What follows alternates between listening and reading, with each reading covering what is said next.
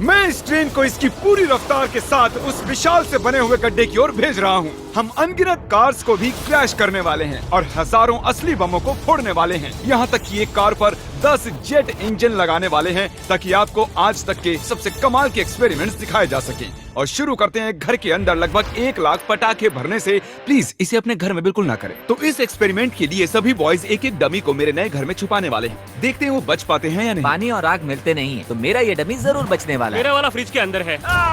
जल्दी से घर के अंदर चलो। चलो इस घर को उड़ाते हैं और संभल कर, अगर गलती से इसे दबा दिया तो घर उड़ जाएगा। Oh my goodness. तुम्हारा मैनिकन कहाँ है? Bathtub fridge. वॉशर के नीचे। ट्रिक सामने ही है। ओह हाँ, वहीं पर बैठा हुआ है। ऐसी चीज आपने जिंदगी में कभी नहीं देखी होगी। 5 4 3 2 1 धमाका किया जाए।